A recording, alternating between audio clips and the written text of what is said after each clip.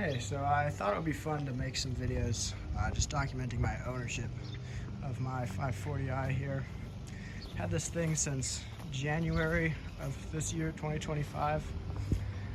It's a 2000 540i, so it's the 4.4 liter V8. It's lowered on BC Racing coilovers. And yeah, I've had a lot of fun with this car. I just finished driving it from back from Montana. I went on a road trip to Montana and back with this thing, and it only broke down 1.5 times, which is pretty cool. For the first time, I had a clutch line failure. It's locked, though. Let me grab my key.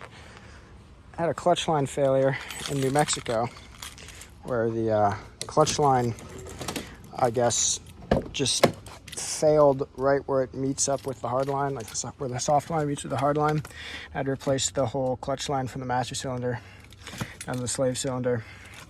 I had a couple guys do it for me, actually, at a shop, because I was worried about leaving the car somewhere overnight, and I ended up having to leave it at a shop because I thought that was the only way I could be sure it wouldn't get towed. But yeah, I had them do it. Charged me too much money. BMW dealer charged me too much money for the hose, but that's okay. It made it the rest of the way, and the rest of the way back pretty much, except it ran out of gas once, so that's why I say 1.5 times. So most of the work I've done to this car actually is to the engine. Basically fully resealed it at this point. It still leaks oil from the these oil feed and return lines for the oil filter housing, and then I think it also leaks oil from the dipstick O-ring or something. But it's pretty much a leak-free vehicle now. The engine cover isn't really on there. I'm missing the clips, so it just pulls right off. But the thing runs real nice now. It's been fully resealed. I did the timing chains and guides. I resealed the Vanos with the Bijan Systems Vanos kit. I'll show you guys how it runs really quick.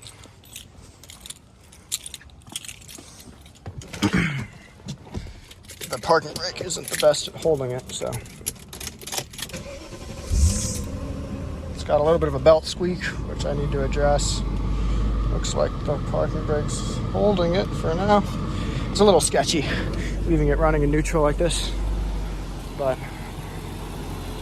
as you can hear, there's not really any abnormal noises. Vanos is nice and quiet. Timing chains sound good. For a while I had it just muffler deleted, but now I have this Super Sprint muffler on there, which honestly doesn't stay on very well, and I had some trouble with it falling off. Not all the way off, but it would sort of come dislodged and hang sideways a lot over the trip. So I need to get that rigged up better. But yeah, so runs good. Set it off. It is the 6-speed manual car. I have this cool little excuse me. I have this cool little light up shift knob here. It's not an OEM part or anything, but it looks cool at night. I like it. And then I guess we'll show you guys. I have these Amazon Angel Eyes, just sort of a plug and play kit. You got to, or I guess say plug and play, but you got to wire them up to here and wire them to the parking lights actually, and then you got to take apart the headlight and put the little rings in. They don't show up super awesome here on camera, but they look good in person. I'll see if I can back up a little more and show you guys how they look. But yeah, that's how they look. I'm pretty happy with that addition. I want to get the wheels resurfaced because they've got a lot of this kind of peeling stuff going on. And I have, some chips and stuff peeling there. This one's not too bad, actually. This one's pretty good. But they got chips, and this one's got that peeling stuff going on right here. So I want to get those refinished at some point. And then another issue with the car that actually developed on my road trip. It needs front wheel bearings, or at least this front left one. I'll do both, but this front left one, it makes like a whining noise.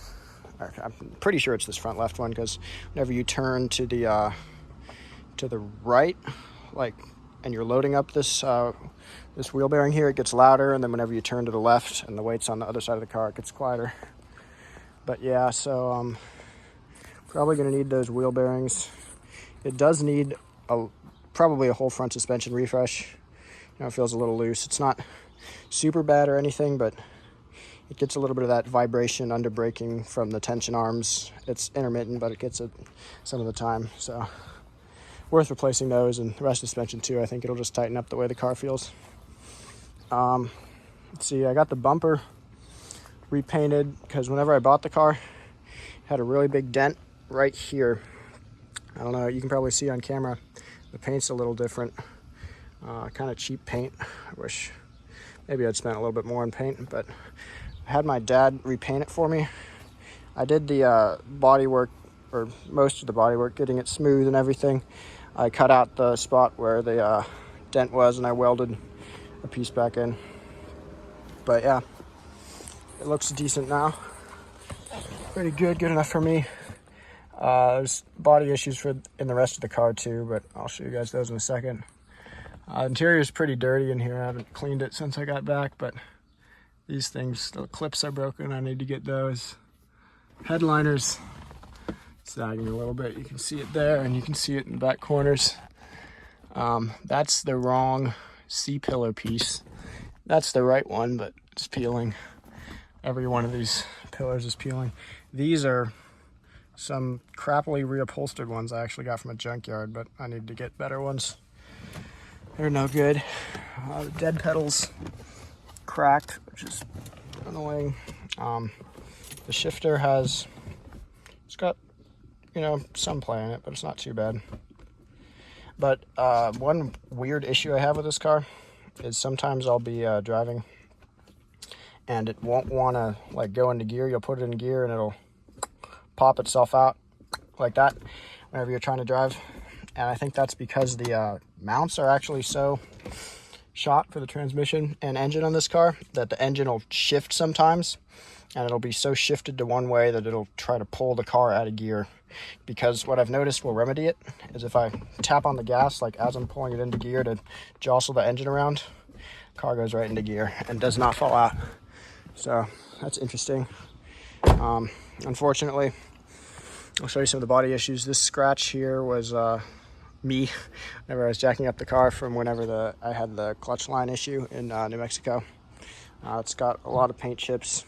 I just cleaned it. That's the only reason it looks decent right now, but it's covered in paint chips. This front bumper has this crack in it, unfortunately, so I'll have to repair that if I want to keep the OEM bumper, or obviously just toss it out if I end up going with an M5 bumper. But let's see, what else is there? Yeah, fresh tires in the front and fresh new to me tires in the back from Facebook. They're Continental, what are they? Continental Extreme Contact DWS 06 plus. It's 235s in the front, 255s in the back. Yeah, the front ones are brand new. I installed them at work right before I left for the trip. And the rear ones are Facebook Marketplace special, like I said. Let me see, is there anything else? So yeah, I guess I'll tell you, whenever I first bought the car, it was not running, or it technically ran off brake clean. The guy sprayed brake clean in the intake and showed me that it ran. But the previous owner had attempted to do the timing chains and guides on the car, and they messed it up. They messed up the timing. So basically what I did is I just pulled off the valve covers and the upper timing covers, and I redid the timing, and I put it back together. I didn't replace anything, and it ran decently for a while. It had some chain rattle on cold starts, which was a little upsetting, and it had a Vanos knock from the Vanos seals being worn out. So that's why I decided to redo all of that. And then other reason I decided to redo all that is because the lower timing cover was leaking from the previous owner, not resealing it properly. But it's pretty good now. It doesn't leak. Only those leaks I mentioned earlier from the oil feed and return lines and that dipstick, I think. Aside from that, need a Gubo. I need a, probably while I'm doing the Gubo, I should do the center support bearing, shifter bushings. That'll be a whole job to do. I need to do a transmission drain and refill, differential drain and refill, and also the reason it wasn't working when I bought it, or wasn't running on its own power, is because of the fuel pump. So it has a China pump in it right now, Amazon special. So it runs on that. Kind of surprised it made it all the way to Montana and back. I'm in Texas on that China pump, but shit's still kicking. It's got like, what would it be? I think almost 8,000 miles on it. Yeah, 8,000 miles, because I got it, had 169,000 miles. Now it's got 177, I believe. So decent amount of miles put on it, mostly from that road trip. And yeah, that's the update for the car. I'll try to make more of these, over time. I just thought it would be fun to have something like this to look back to remember all the stages that this car went through. But yeah, that's about it. See ya. A couple additional things I did to the car I forgot to mention before, but I thought I should add. Did an AC compressor and dryer, and I was going to do the expansion valve too, but it turned out being tucked up under the dash. I didn't want to try to find it. I did power steering lines because it had a really bad leak. Most of that's just water, but all this staining right there is from this car leaking power steering fluid. And my old Mustang too leaked a lot of power steering fluid. But I did power steering lines. I also did a passenger side window regulator. Passenger front needs the passenger rear, and probably the driver rear too, but both front ones work good now. Trying to think of other things I did. I fixed the bumper because it used to stick out in the corners there. I used a self-tapping screw to hold the bracket that actually clips it to the, frame of the car there. When I first bought it, the speakers didn't work because of the amp being out, so I got an eBay amplifier in there from the 7 Series. And the AC also was having issues because of this auxiliary fan here in the front. I opted for another Chinese part there.